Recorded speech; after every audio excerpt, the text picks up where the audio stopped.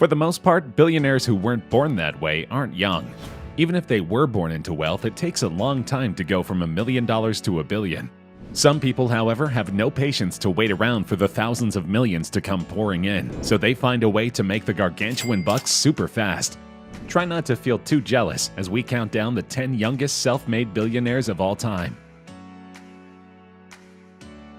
What were you doing when you were 21 years old? Buying your first beer? Well, your first legal one anyway? That's great, but Kylie Jenner celebrated turning 21 an entirely different way by becoming the youngest self-made billionaire in known history. Obviously, Kylie Jenner didn't come from rags. As a member of the high-profile Kardashian/Jenner clan, young Kylie was already worth quite a bit of money, but recently she's kicked it up many notches. Kylie owns a cosmetics company called, creatively enough, Kylie Cosmetics. For a while, it sold decently, but nothing too crazy. Then in November 2018, she started an exclusive deal with beauty retailer Ulta. Suddenly, her cosmetics were in over 1,100 stores around the country. That, combined with Kylie's social media savvy and fan-friendly personality, sent business skyrocketing. Within months, Kylie Cosmetics was valued at over $900 million. And guess what? Kylie Jenner is the one and only owner. Add the cash she already had, and figure that she only has a handful of employees, and she is now worth over $1 billion. While Jenner didn't bootstrap her way to 10-figure status, she still took a small company and made it absolutely enormous, and that's a feat that simply cannot be denied. If any tech figure has influenced your day-to-day lives more than Mark Zuckerberg, we'd like to meet them. The founder of Facebook, aka that site you keep checking when you should be watching this video, is the reason social media is as omnipresent as it is today. He didn't invent the idea of social media, but he made it so accessible that everyone from hipsters to great-grandmas has a page these days. Before Facebook was the ultimate household name, however, Mark Zuckerberg was just a kid from Harvard who had an idea. He started a Harvard-only website called The Facebook. Yes, the site's original name was literally what old people call it to annoy their grandkids, originally as a fun yet sophomoric way to rank Harvard girls' hotness levels. But soon enough, Zuckerberg realized that Facebook could do far more than rank pretty girls. It could connect people. So he tweaked it to become more of a social network, one that quickly took off around the campus. It proved so popular, in fact, that Zuckerberg realized other colleges would love it too. So he expanded it again, making it so anyone with a college email address could join. After just a couple of years, Zuckerberg concluded that catering to college kids was limiting. Facebook should be enjoyed by all. So now anyone with an email could join, and boy did they ever. Facebook's simplistic style appealed to every possible demographic. Soon, virtually everyone of every generation had a Facebook account. All this propelled Zuckerberg's value to the stratosphere, and in 2008 he became the youngest self-made billionaire ever. Kylie Jenner broke his record a decade later, but at a current net worth of over $68 billion, we're guessing Zuck isn't crying much about it. Worried about your pictures lingering around the internet long after you've posted them? Then Snapchat is for you. It's apparently also for a ton of people, judging by how quickly their CEO and co-founder Evan Spiegel became a billionaire off the app. Spiegel was born wealthy, with both his parents being high-priced lawyers who resided in Malibu, California. Spiegel went to an expensive private school and later to Stanford.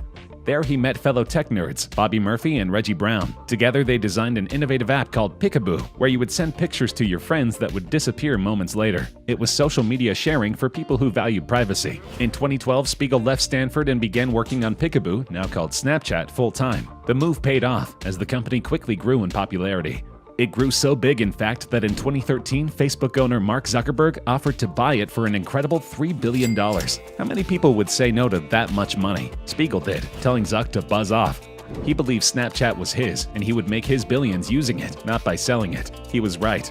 In 2015, Spiegel joined the Billionaires Club at the tender age of 25. In 2017, he received an incredible $800 million cash bonus after successfully taking Snapchat public. At his peak, he was worth over $4 billion, more than Zuckerberg was willing to pay him to go away. In 2018, Snapchat lost almost $800 million when Rihanna called for her fans to delete the app after it posted an offensive ad. Just a short while later, Kylie Jenner tweeted, "Does anyone else not open Snapchat anymore?" That single statement cost the company $1.3 billion. Don't cry for Evan Spiegel, though. He's still worth around $3 billion. Though we're sure he'd rather influential celebrities not go after his poor little app ever again. Checks are dead, nobody carries cash, and online payments are all the rage. So companies like Stripe, which lets both businesses and individuals send money over the internet, are in high demand. The brothers in charge of Stripe aren't just in high demand, they're in the money. John and his brother Patrick, whom we'll talk about later, are Irish entrepreneurs who founded a software company called Shupa in 2007. Within a year, Shupa had both merged with another company and got bought out entirely. This gave the 17-year-old Collison a decent amount of money, which he used to attend and graduate from Harvard University. After leaving Harvard in 2009, the Collisons co-founded Stripe. It paid off, as 6 years later, Stripe has grown so huge that both Collisons were bona fide billionaires. John was just 26 at the time. Today, he's still going strong, with a net worth of over $2 billion. Not bad for the owner of a company that's essentially PayPal, only not. Facebook is so powerful, even people who aren't with the company anymore are making billions off of it, such as the story of Dustin Moskovitz. Moskovitz was Mark Zuckerberg's roommate at Harvard, and the two launched Facebook together. Moskovitz served as the company's chief technology officer until 2008, when he left to strike out on his own.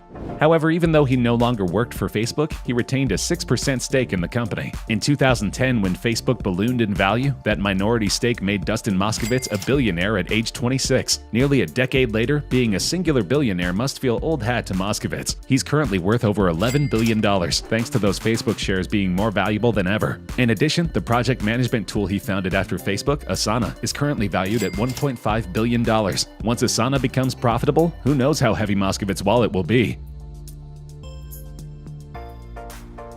Unlike the Facebook crew, two of Snapchat's co-founders are still running the company together. This means that Evan Spiegel's success is Bobby Murphy's as well, and both are extremely young, self-made billionaires. Murphy attended Stanford and was in the same fraternity as Spiegel and Reggie Brown. After launching a college advice startup called Future Freshman that went nowhere, the trio worked on what was then called Picaboo.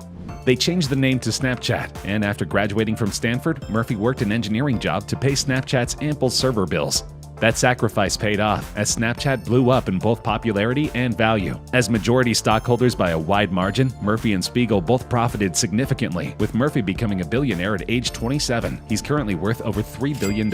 Oh, and as for the other guy, Reggie Brown, in 2013 he was kicked out of the company and filed a lawsuit, claiming he thought of the idea and wasn't given any credit. He had hoped to get $500 million in the suit, but in 2014 settled for $157.5 million. That's not $1 billion, but it'll definitely pay the bills. Stripe's other founder, Patrick Collison, became a billionaire at the same time as his brother, but because he's 2 years older, he technically took longer to make his money. He isn't complaining.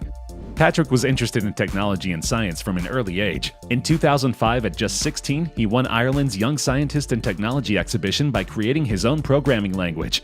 In 2010, already a millionaire thanks to merging and selling his first company, Shupa, Patrick and his brother founded Stripe. 6 years later, the company was valued at over $9 billion, and both brothers were young billionaires. Patrick alone is currently worth over $2 billion. That's the kind of money that allows someone to pursue all sorts of passions. In Patrick's case, he's a huge bookworm, and parlayed that into launching his own publishing company, Stripe Press. Whether he makes money off of that is irrelevant, since Stripe has given him enough to live on for the rest of his days. If you need further proof of how huge Facebook really is, consider this. In 2010, only 8 American billionaires were under 40 years old. 3 of them founded Facebook. We've already discussed 2 of the men, and now here's the third, Eduardo Saverin.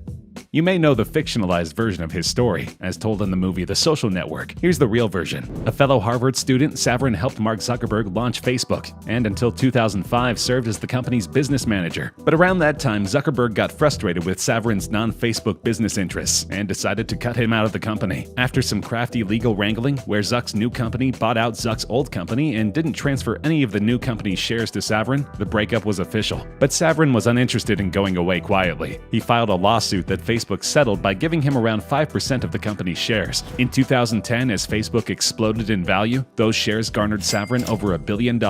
Currently, he's worth over $10 billion, both because of those shares and because in 2012 he renounced his US citizenship to live in Singapore. This move has saved him hundreds of millions of dollars in taxes. Apparently, for some people, you don't get to $10 billion without bending a few rules.